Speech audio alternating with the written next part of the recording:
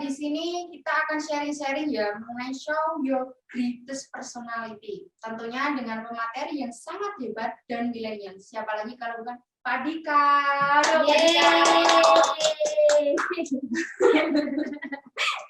Pak Dika, gimana nih kabarnya Pak Dika? Sehat, mantap. Sehat ya Pak. Teman-teman di sini ada yang tahu tidak? Apa itu show your greatest personality? Halo teman-teman, boleh dong di on kamera semua.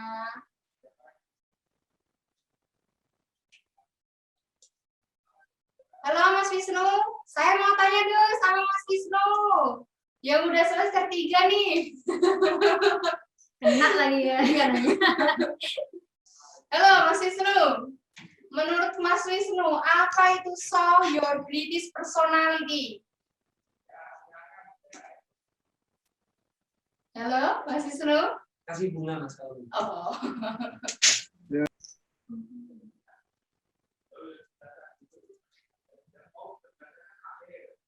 Coba jelaskan, Mbak. Iya, ya kayaknya teman-teman pada belum tahu nih ya Kak, makanya ikut anglingan, gitu kan? Ya, jadi show your greatest personality seperti yang dikatakan Mbak Rizka tadi, tunjukkan kepribadian terhebatmu. Nah, di sini kita akan mengulas apa saja itu. Kita langsung saja tanya Pak Dika. Pak Dika, saya mau tanya nih Pak, seberapa penting sih kita harus mengetahui kepribadian kita sendiri? Kalau seberapa penting ya penting. Kalau dibilang nggak penting ya penting, gitu ya. Tapi kalau ditanya seberapa penting, berarti kan ukurannya ada penting banget, harus penting gitu kan ya. Paling penting gitu. Tapi kalau kita ditanyakan seperti itu, tentunya kita harus tahu dulu kepribadian itu apa, ya kan? Kalau kita nggak tahu kepribadian itu apa, kita nggak bisa menentukan kepribadian itu penting apa enggak. Kita tahu itu penting apa enggak. Kalau kita tahu penting atau enggak, berarti kita harus tahu apa itu dulu, manfaatnya buat apa. Ya? Kalau kita nggak tahu manfaatnya untuk apa, kita nggak kerasa. Kalau kita nggak kerasa, berarti itu tidak semuanya nggak penting sama sekali kan.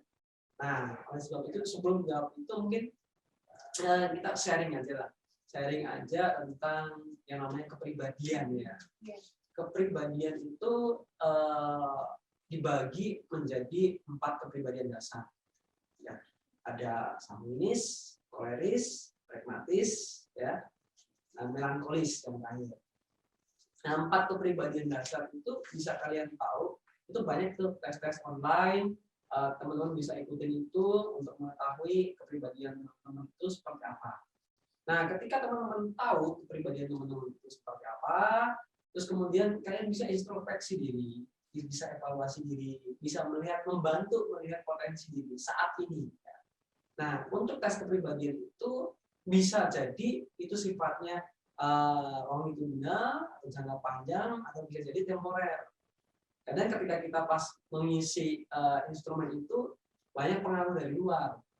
Kadang kita pas ngisi nggak konsen, lagi lapar, ya, lagi habis diputusin pacar, ya.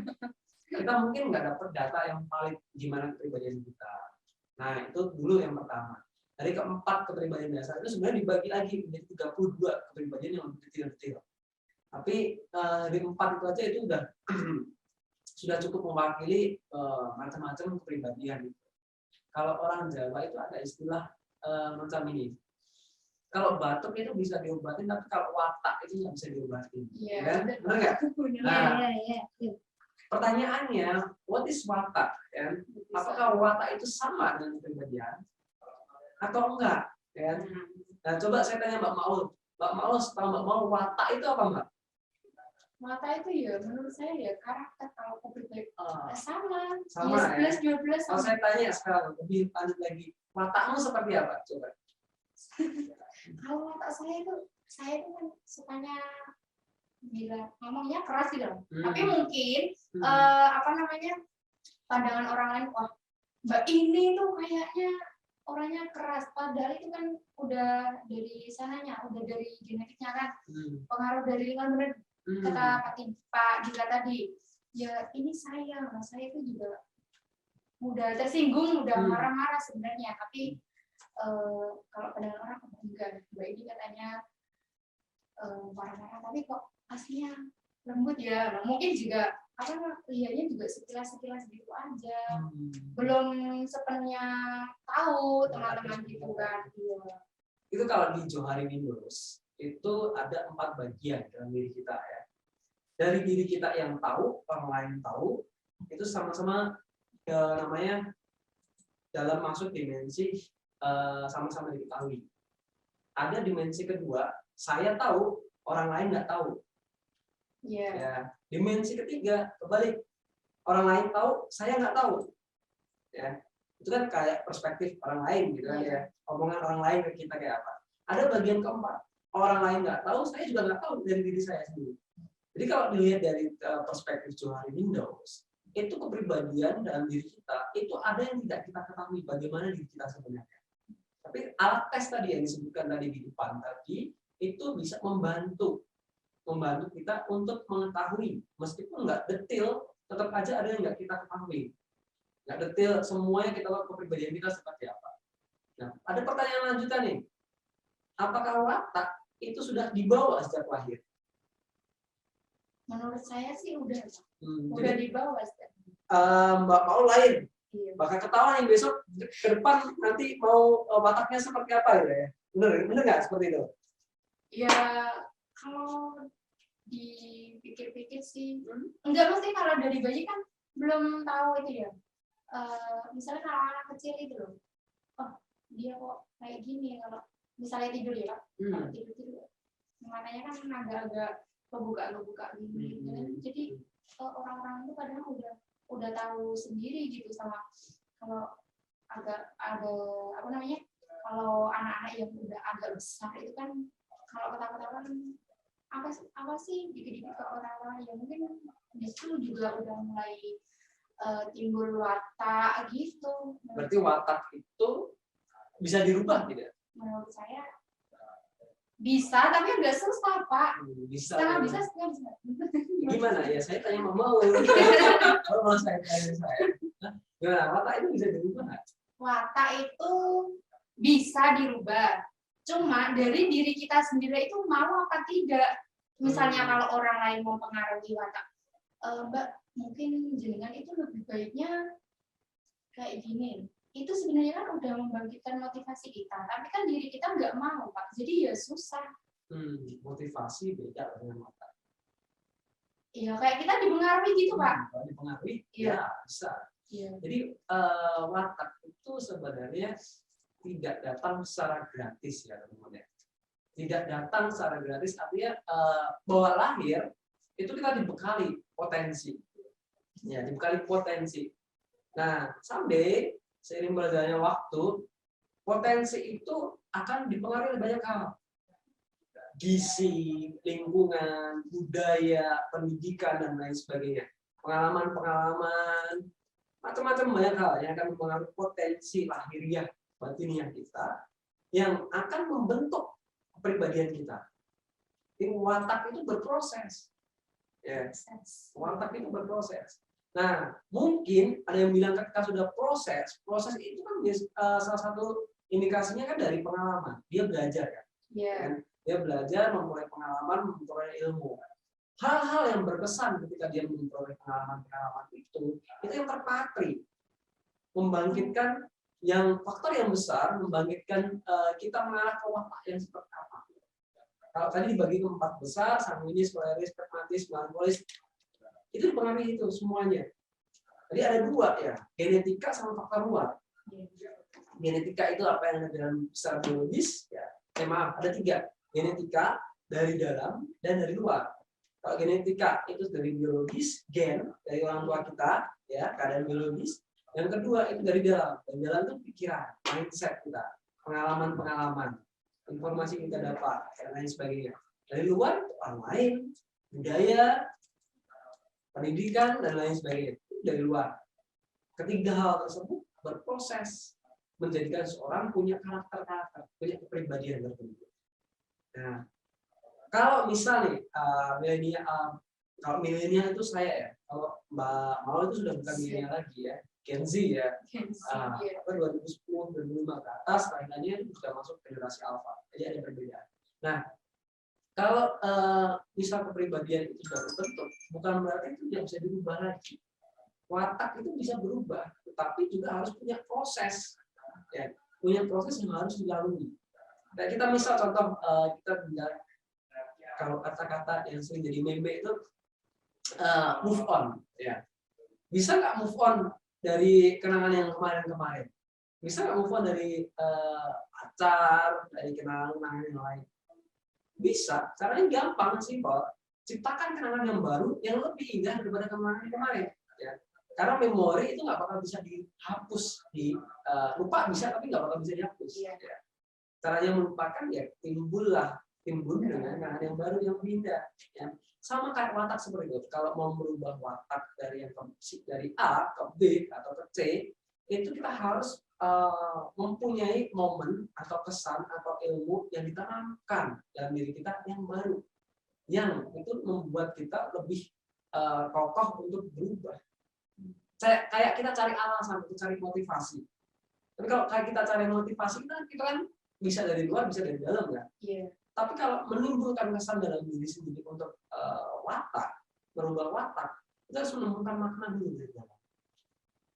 Makna dulu dari dalam. Makna itu semacam hikmah, ya, bermaknaan. Contoh misal saya mau kuliah, misalnya. Saya mau kuliah, kalau maknanya kuliah apa? Bukan tujuan kuliah. Ya. Tujuan kuliah mungkin saya pengen dapat kerjaan, pengen kerja A, B, C, D, nyenengin orang tua.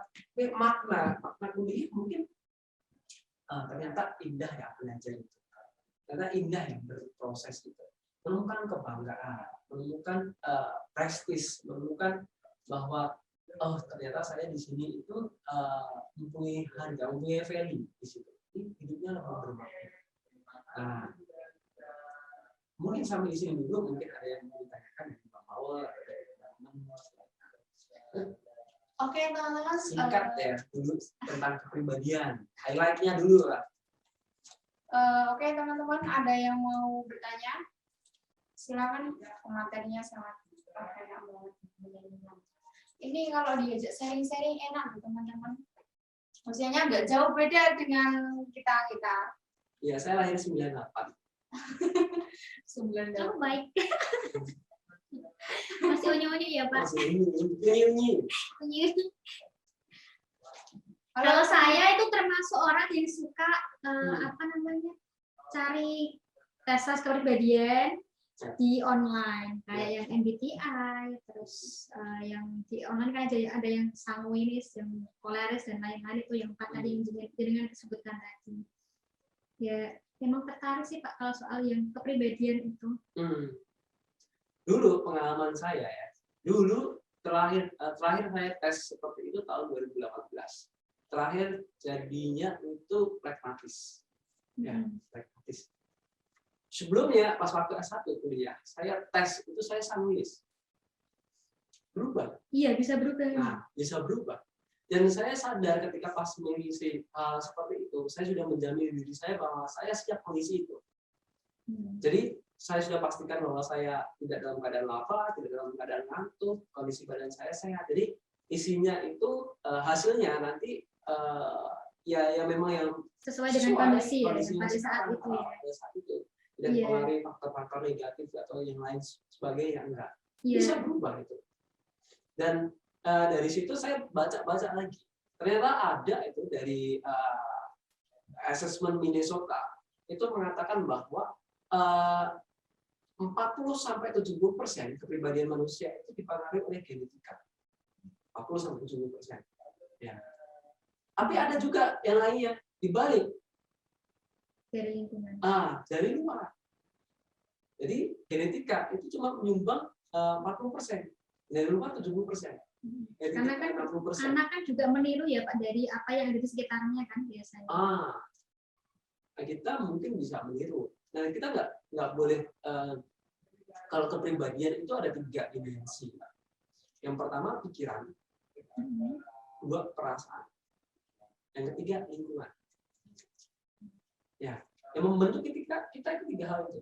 Bagaimana pikiran kita, perasaan kita, dan 3 lingkungan. Kalau kita lepas dari salah satu hal aja, itu sudah sangat mempengaruhi kehidupan kita. Kalau pengen ya merubah kepribadian secara instan, lepas salah satu dari ini, dari ketiga hal ini. Misal dari diri sendiri kan, misal kita sering berpikir ya, sering nalar dan lain sebagainya. Udah mulai kehidupan besok kita nggak usah mikir aja. Artinya menjalani kehidupan ya udah dijalani aja, nggak usah mikir. Ada apa yang makan dan lain sebagainya. Lihat deh 1 tahun ke depan, berubah pasti kepribadian. Iya. Perasaan bisa dihilangkan. Udah nggak usah baperan, semua dikerjakan secara profesional. Iya 1 tahun ke depan, berubah itu jadi kepribadiannya. 3, lingkungan. Nggak usah main game aja terus di dalam rumah. Nggak usah berinteraksi sosial. 1 tahun kemudian berubah itu kepribadian. Ya, watak itu bisa dirubah. Ya dirubah dari 3 faktor ini. Kalau ingin mengubah ya memang salah satu dari 3 itu dilepaskan ya Pak. Dirubah polanya, bukan dilepas ya. Bisa ganti lah dengan yang lain. Bisa, ya. Substitusi. Kalau cara yang paling ekstrim itu dilepas aja, dan berubah. Tapi kalau salah satu dilepas pasti ada hal negatif yang terjadi. Pasti. Ya harus balance dong. Iya. Harus balance gitu. Bagaimana cara kita berpikir, merasakan, dan bersosialisasi. Kita kalau hidup nggak ada kehidupan sosial, kehidupan kita nggak dinamis. Di dalam rumah, penyendiri, dan lain sebagainya, semua keputusan diambil sendiri. Ya mungkin dia mandiri, tapi dia nggak punya apa ya, communication skill terhadap orang lain yang bagus, interaksi sosial yang oke, nggak terbentuk nanti. Itu kalau kita ngomong dimensi dari kepribadian. Nah, faktor-faktornya yang banyak tadi ya. Dari 3 dimensi itu dipecah lagi macam-macam. Lingkungan bisa dari pendidikan, bisa dari teman, bisa dari budaya, kan macam-macam. Pikiran bisa dari masuk ke emosi, spiritual, terus dari ya hubungan-hubungan dengan pengalaman, dengan diri sendiri. Pikiran bisa dari cara kita berpikir, cara kita berproses, bernalar, sistematika. Itu sebenarnya berhubungan juga dengan diri kita. Jadi ternyata ada satu riset nih yang saya mau share ke teman-teman. Nama itu juga mempengaruhi kepribadian. Masa? Coba bayangin, kita buktikan. Kita buktikan. Anda punya teman nggak yang namanya sama? Bayangin aja. Misal namanya si Anjani gitu. Coba cari nama temanmu yang namanya sama, Anjani, panggilannya aja. Panggilannya Anjani sama 2 atau 3. Coba kamu bayangin, kira-kira kepribadiannya ada mirip-miripnya nggak? Coba mau? Bayangin dong. Ada nggak? Buktikan. Ada. Kira-kira gimana? Tipikalnya orangnya gitu. Similar apa totally different? Ya similar. Agak hampir sama sih. Nah, tipsnya itu kalau kalian punya anak ya, cari nama yang bagus ya. Pak Dika nama Dika ini sama berarti ya? Oh, kita satu klan coy. Ini ada yang tadi Pak yang dari Mbak Dewi tadi ya. Assalamualaikum, izin bertanya Kak, sebenarnya watak sama sifat itu sama nggak ya? Kalau berbeda, watak itu apa bisa memengaruhi sifat dan perilaku pada lingkungannya? Watak mempengaruhi dan dipengaruhi watak itu. Watak itu mempengaruhi dan dipengaruhi oleh lingkungan kita. Kalau Anda sering bergaul kalau Anda sering bergaul dengan orang yang jualan minyak wangi, lama-lama Anda ikutan wangi juga. Iya. Iya, Pak. Nah, meskipun Anda punya pendirian kayak apapun lah, pasti ada beberapa hal yang bakal ikutan wangi dari dia. Begitu juga sebaliknya. Jika Anda sering bergaul dengan orang yang penjual minyak wangi tadi ya, Anda nggak suka pakai parfum, mereka juga bakal kedorong Anda. Mungkin kalau pakai parfum nggak usah tebel-tebel, nggak usah banyak-banyak, sungkan sama ini. Itu tips juga bagi cowok-cowok yang pengen ngelepasin rokok, ya, alkohol dan lain sebagainya, game dan lain sebagainya. Kalau pengen ngelepasin itu ya sering-seringlah bergaul dengan lingkungan yang tidak seperti itu. tidak perokok. Tidak perokok, tidak sering main game, sering-sering juga bergaul seperti Itu seperti siapa ya Pak kira-kira? sesuatu ya. Nah itu jadi pertanyaan yang mempengaruhi atau tidak, ya mempengaruhi dan dipengaruhi sama semuanya. Ya mungkin ada pertanyaan lagi silakan. Jadi kalau misalnya langsung ada pertanyaan langsung bilang aja. Iya.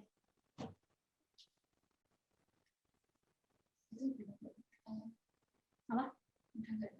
Udah ada cuma satu. Oke Pak, sama tanya. Iya. Kan kita belum tentu mengetahui semua kebutuhan kita ya. That's right. Bapak tadi. Terus cara mengetahui kepribadian kita. Kalau ketahui kepribadian terbaik kita ya, yang pertama kita jelas kita harus ketahui kita punya kepribadian seperti apa. Ya, kita tahu dulu kita itu seperti apa. Baru kalau kita sudah tahu kita seperti apa, kita baru bisa menunjukkan yang terbaik dari kepribadian kita yang mau kita tunjukkan itu seperti apa, baru bisa. Tapi kalau kita nggak tahu kepribadian kita seperti apa, kita nggak bakal bisa mengetahui atau menunjukkan yang terbaik dari diri kita. Nah, untuk mengetahui dari diri kita, tadi kan disebutkan ada tes ya, ada tes. Yang kedua yang paling simpel ada 3 hal dari R.B. Burn ya, teori tentang konsep diri. Ya, itu sebagai miniatur untuk menunjukkan bagaimana diri kita dalam menunjukkan sikap, perilaku maupun pemikiran. R.B. Burn itu menunjukkan ada 3 dimensi dari konsep diri. Yang pertama itu ada ideal self. Ideal self itu pikiran kita dengan tindakan kita sesuai tidak. Apakah yang Anda pikirkan bisa Anda lakukan? Ini yang pertama. Contoh misalnya, saya mau belajar hari ini 3 jam. Yang kita pikirkan, ya itu yang kita pikirkan. Yang kita lakukan sama apa nggak? Bisa nggak? Itu indikator pertama. Kalau yang kita pikirkan bisa kita lakukan, indikator pertama berarti kita bagus, bisa melakukan yang terbaik. Indikator yang kedua adalah body image. Body image itu suatu hal yang sering kali orang tidak begitu mengindahkan, terutama bagi laki-laki. Ya. Body image itu tampilan luar kita. Fisik kita juga. Fisik kita sehat apa enggak? Ya. Tampilan luar saat kita berpakaian. Oh, saya kalau berpakaian sedang di sini, saya berpakaian casual. Ya. Tapi bila mana yang terjadi, kenyataannya body image itu menampilkan diri kita show off seoptimal mungkin ya, sesuai dengan kondisinya ya. Contoh kita bagaimana di sini kalau saya cuma pakai kaos dalam di sini. Nah, sedangkan acara podcastnya semi formal seperti ini kan. Nah, itu mungkin jadi ada beberapa hal yang terganggu ya. Ya, bisa Mbak mau di sini pakai bikini kan. Nah, itu kan nggak bakal jadi Nggak jadi was. jadi podcast kan malah ya. Nah, itu body image. Jadi apa yang bisa kita tampilkan terhadap situasi yang sedang kita hadapi. Bahkan ada pepatah bilang, seksi itu bukan dilihat dari apa yang Anda tampilkan. Bagaimana wajah Anda, pakaian Anda, body Anda.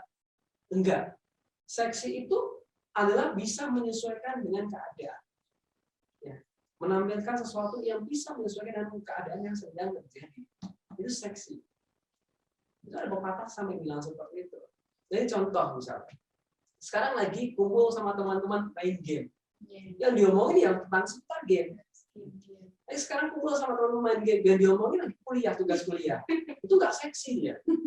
Nggak sinkron. Nah, itu seksi. Salah satu pepatah bilang gitu. Nah, yang terakhir itu ada social self. Social self itu tawar-menawar, bargaining antara lingkungan dan diri kita. Contoh misal, Mbak mau memandang saya seperti itu, misal. Nah, seperti itu ternyata di pikiran saya tidak seperti itu. Maka cross kan? Tidak sama kan? Maka social self tidak terjadi. Nah, ada orang Jawa itu bilang, yen ngomong, yen berperilaku, yen dandan itu sak pajari. Artinya apa? Iya, berpenampilan, berperilaku, bertutur kata yang bisa diterima orang lain, dan orang lain juga bisa menerima kita. Itu social self, makanya di situ. Nah, ada juga pepatah bilang, Anda pintar tapi belum tentu Anda cerdas. Maksudnya apa? Anda bicara, saya ngomong seperti ini, mohon maaf. Cara pembicaraan saya seperti ini, bisa nggak saya terapkan kepada anak usia 3 tahun? Nggak bisa kan? Nah itu berarti saya tidak cerdas. Ya. Jadi kalau mau cerdas, sepintar-pintar seluas-luas apapun wawasan Anda, apa yang Anda bicarakan harus bisa sesuai dengan konteks dan konten yang sedang terjadi. Dengan siapa, waktunya seperti apa. Jadi disesuaikan cara bicaranya. Nah, seperti itu baru cerdas. Pintar belum tentu cerdas. Ya. Kadang itu kalau teman-teman kan sharing gitu kan, ini tuh bahasnya apa, dia kayak ngelantur gitu loh, kayak agak nyambung, jadi kan agak apaan sih kadang kan teman-teman kayak gitu tuh. Nah itu tuh berarti maksudnya di sosial saya apa? Poin ketiga. Iya, poin ketiga. Ya, poin ketiga. Kita menampilkan konsep diri kita. Kalau konsep dirinya sudah terbaik, berarti kita bisa menampilkan kepribadian yang terbaik pada waktu itu. Kalau aku punya ketiga hal itu tadi, ada ideal self, social self, sama body image. Ya, ketika ketiga hal tersebut bisa kita tampilkan, maka akan muncul citra. Bagaimana kan membuat citra dari konsep ini yang sudah kita tunjukkan. Gitu. Bagi kalau yang sedang memikat pasangan gitu kan, waduh, dari Sky, gitu kan. Kalau memikat pasangan ya udah tampilkan konsep yang paling oke, kan.